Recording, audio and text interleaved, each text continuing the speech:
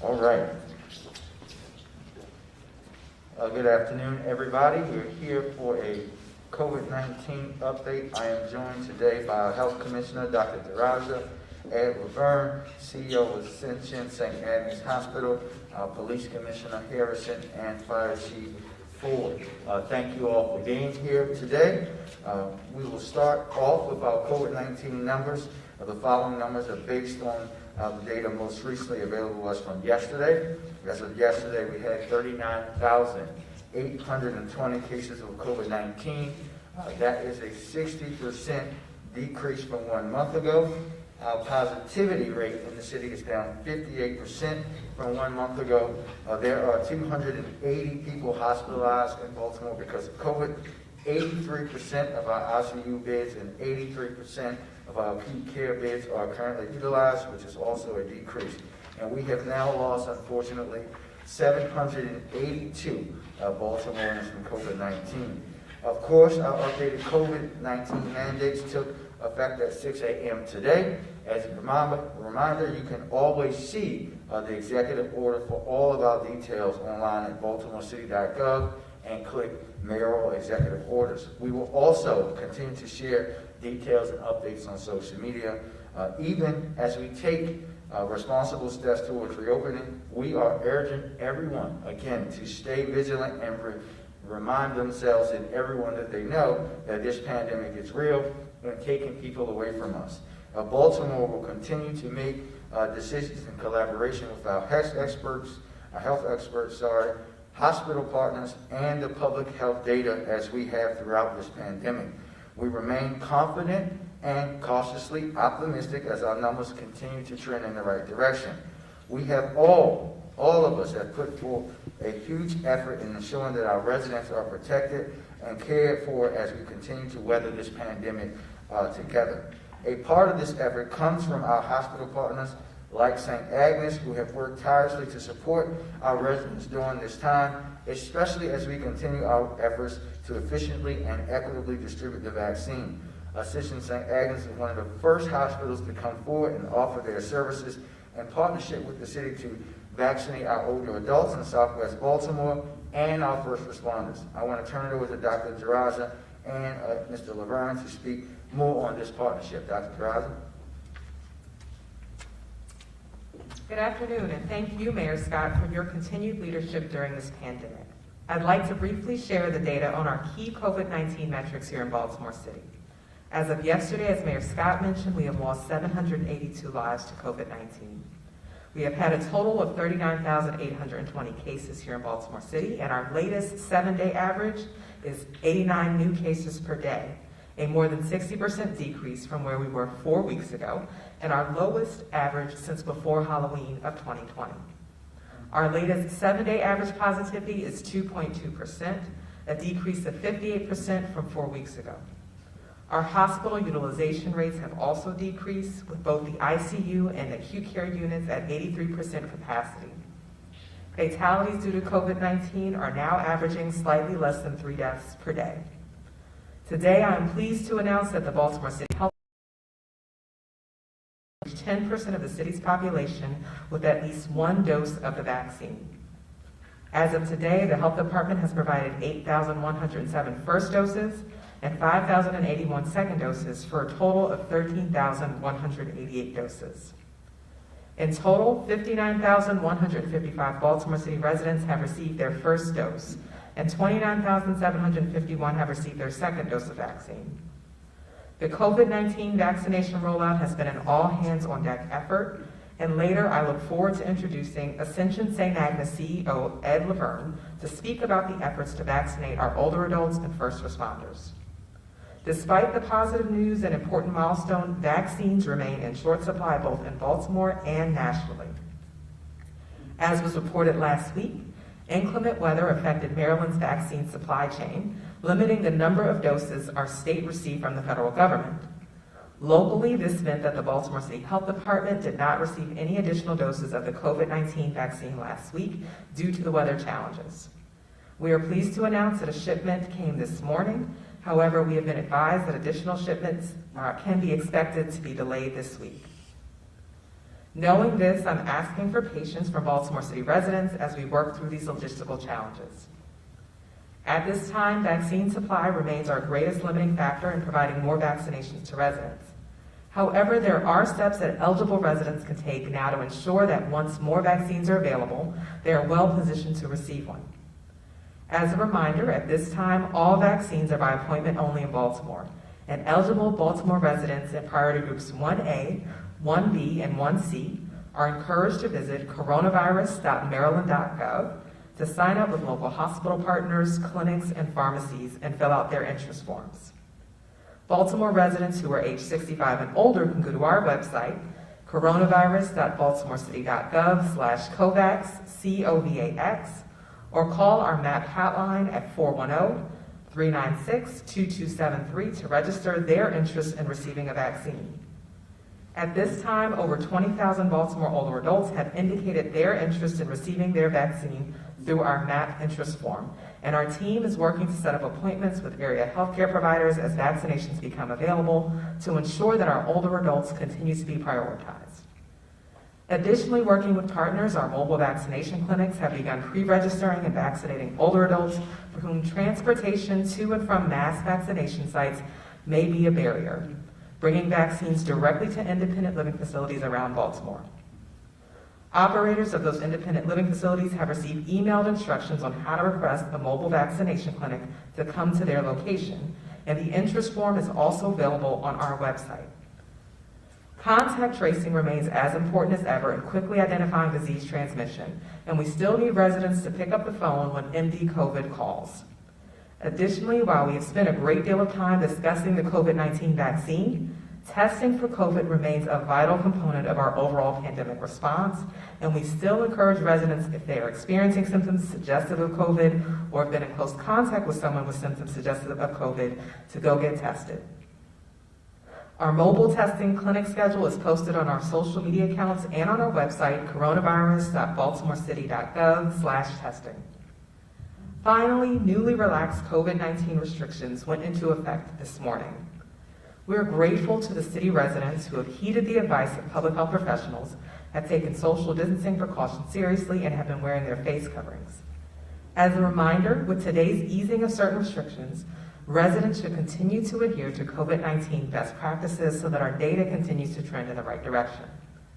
Washing your hands, wearing a well-fitted, multi-layered face mask, securely covering your nose and your mouth, and keeping at least 6 feet of distance from others not in your household helps to limit the spread of COVID-19. With your help and continued following of these guidelines, we should continue to see progress in our restrictions as our vaccination rates increase. For questions related to the executive order, please visit coronavirus.baltimorecity.gov/executive orders. Now I'd like to introduce Ascension St. Agnes President and CEO Ed Laverne to talk about the critical role St. Agnes has played in vaccinating hundreds of eligible first responders. Thank you.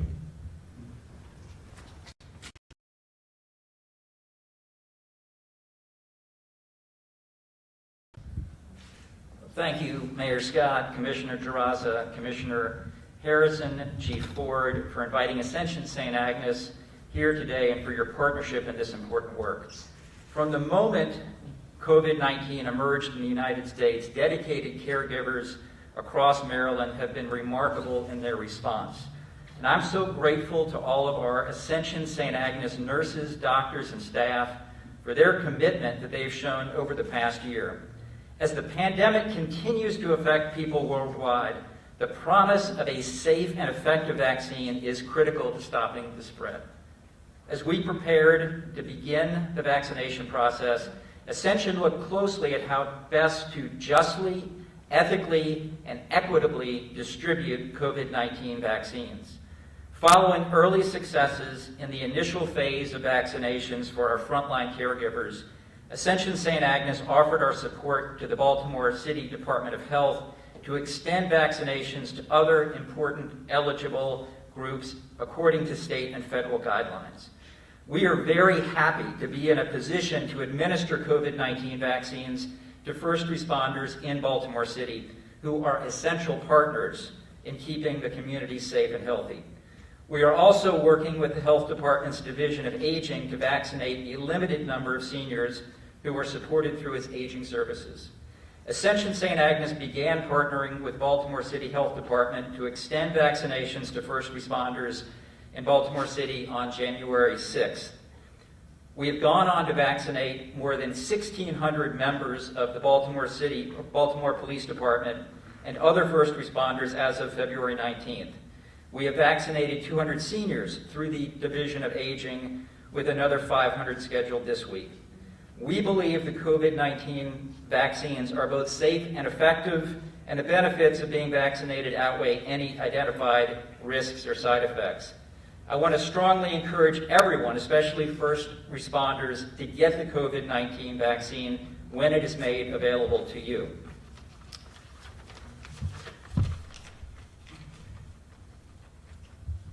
COVID-19 vaccination is a very important measure to reduce transmission in our community. The COVID-19 vaccine has also been associated with a very high efficacy.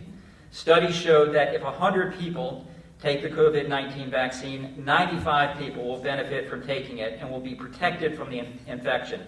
This is an excellent response compared to other vaccines.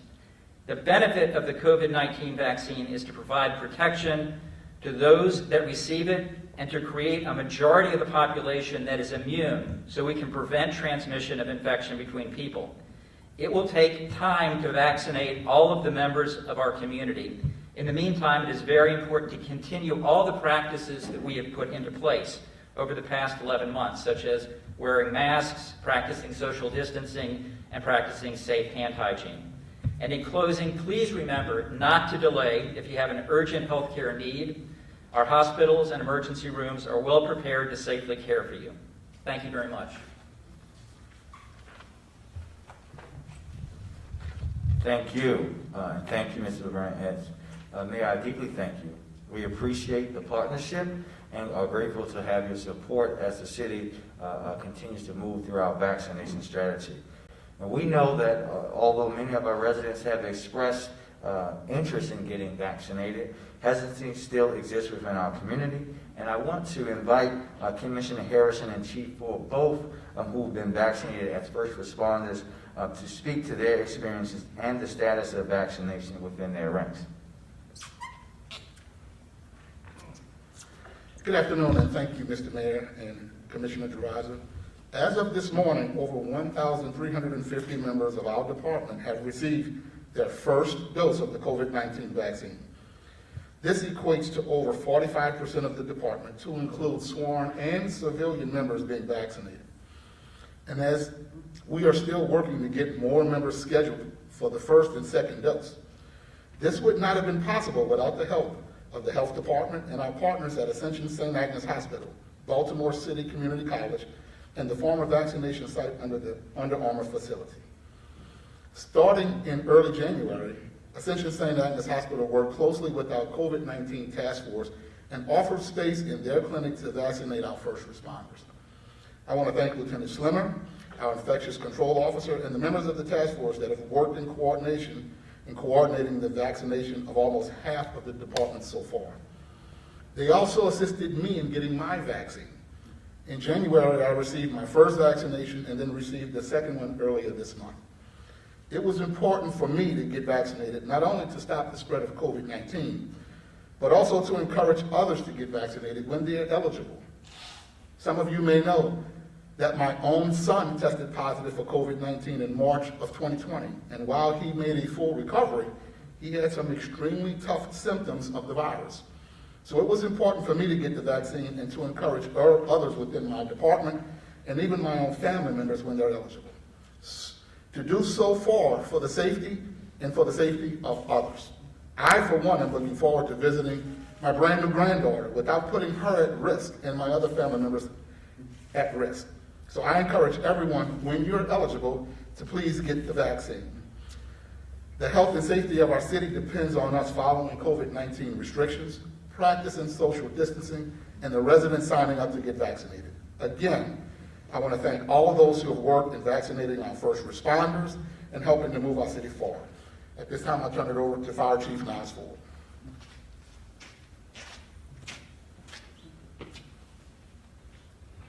Good afternoon, everyone. Thank you, Mayor Scott, for your leadership, and thank you, Dr. Jaraza, for being a champion in the fight to help our communities stop the spread of COVID-19. And thank you, Commissioner Harrison, for sharing your story. I also want to thank the members of Baltimore City Fire Department for continuing their progressive steps to ensure the safety of our community.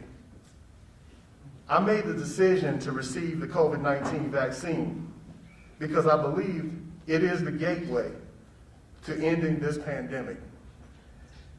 This vaccine will save many lives.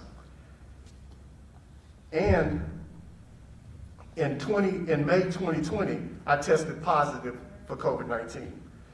Fortunately, I was able to recover from this virus while taking the necessary precautions to protect myself and others. That is why I'm a strong supporter of COVID-19 vaccine and a champion for the protection of our members and this community. It's because of our partnership with Under Armour, Baltimore City Community College, Maryland Institute of Emergency Medical Services, and St. Agnes that we are able to administer this life-saving, to administer this lifesaver, not just to first responders, but the entire community. On January 4th, I received my first vaccine, and on February 4th, I received my second part of the vaccination. And I will continue to encourage members to receive the vaccine and continue wearing their masks and practicing social distancing. As Commissioner Harrison stated, I'm also ready to resume visiting my family, visiting my friends, and even visiting the fire stations without putting them at risk. Mr. Mayor.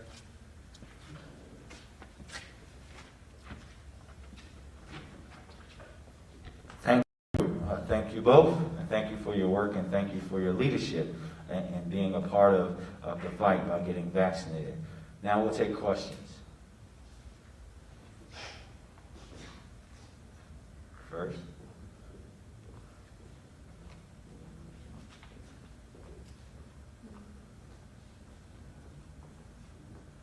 I'll build up in that walk.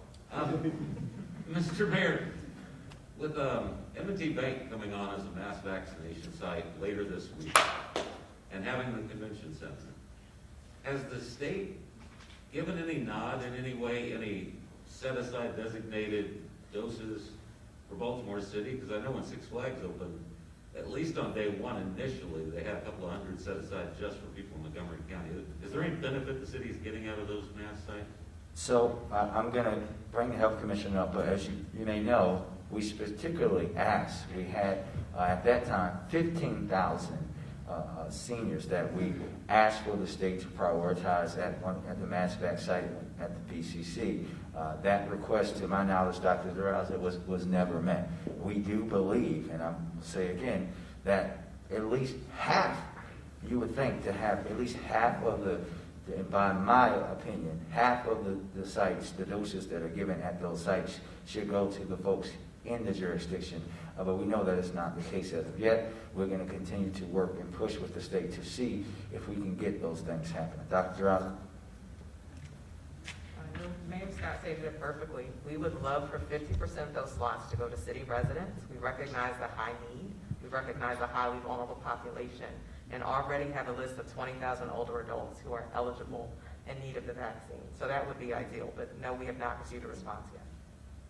My other question, obviously we're all aware of variants and the potential for that they pose as far as other outbreaks, but just with the timeline of getting people vaccinated and the unsureness surrounding how long that protection lasts, have you been planning or kind of looking ahead, realizing that there's some potential, or is there potential that we may be revaccinating people before we even get done vaccinating everyone? I mean, is that possibly something we'll all have to live with? Dr. Duraza, we'll let the medical professionals answer that question. Thank you. Yeah, so I mean, again, there's not enough information to know yet. We look to the CDC for guidance, and I know that's one of the main things they're investigating is how long does this immunity last? For instance, we know with the flu shot that annually you get a new flu shot. So it's not certain yet, but that's certainly a possibility that this could become an annual shot. One last question, Mr. Mayor, for those out there wondering, when, say, the restaurants would be able to expand a little bit more with inside dining, et cetera, I know you look at the science and your health experts daily, but Hourly. hourly, minute by minute, but is there any particular targets, less than 3% positivity, anything at all that people can look ahead towards? It's where the you same. feel comfortable? It's the same as that I said before. It's not one metric versus another. We're looking at a combination of all the things, and we're going to do this time just like we did the last time, right? We're going to look at the data over the next 4 weeks, and as you saw, we saw significant improvement, and when we saw significant improvement, we relaxed restrictions in a significant manner. That is not an opportunity for folks to be reckless. We still want folks to take this very seriously, but we will do it in due time and do it in a respectful manner according to the science, and understanding that we want to continue to be leading the state by having the lowest positivity rate. Anybody else? Alexa? Good afternoon. Over the weekend, Councilman Ryan Dorsey tweeted about a drug seizure triggering backlash from Baltimore police and the FOP. Did his words impact the unified front you are seeking, and do you plan to address it? Councilman Dorsey, his remarks are from Councilman Dorsey. He'll be the first to tell you that. I did have the opportunity to speak with both the councilman and with the FOP president over the weekend. And what I'll say to you about those conversations, Alexa, sometimes men have to talk as men, and what is said there remains in between those individuals. But what I want folks to understand, with all the critical things that we have going on here, from the violent crime fight that we're continuing to need to focus on in Baltimore, to the reform efforts that are going on, we have to all understand that we have to work together to move this city forward. No one can be painted broadly one way or the other, and that's where the focus is going to continue to be. May I ask Commissioner Harrison? Sure. I know you issued a letter to your officers as well as said that you had a conversation with Councilman Dorsey. What do you want the people to know? Well, number one, I personally called the councilman and spoke to him about how I felt about what he said. And he acknowledged that that was the right thing to do for me to call him. And I invited him to always call me if there are any issues with the department as a whole or a particular member or members of the department. That's number one. Then I talked about painting everybody with a broad brush.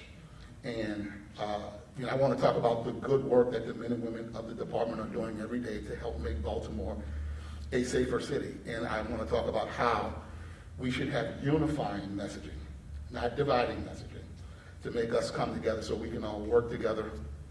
Because we're on the same team, we should be on the same page to make Baltimore a safer city. Thank you. Hi, Mayor. I just wanted to ask you about reluctancy when it comes to the vaccine and getting the vaccine. There was a national story yesterday on CBS this morning talking about just that. Featured Baltimore and the maybe younger people who don't want it. What more is your office doing to encourage people to get the vaccine to stop the spread of the pandemic? Yeah, I think you know that we're going to continue with the robust ways to trying to reach people where they are. We announced last week the partnership with Micah and Morgan. You're going to see more from us using credible messengers in our community, using social media in the innovative way that myself, the health department, and our agencies are able to do. We're going to do everything in our power to get people to understand why they need to take this vaccine. But I think it's very critical for folks to understand that this hesitancy isn't something that people just develop out of thin air. They're talking about Baltimore City.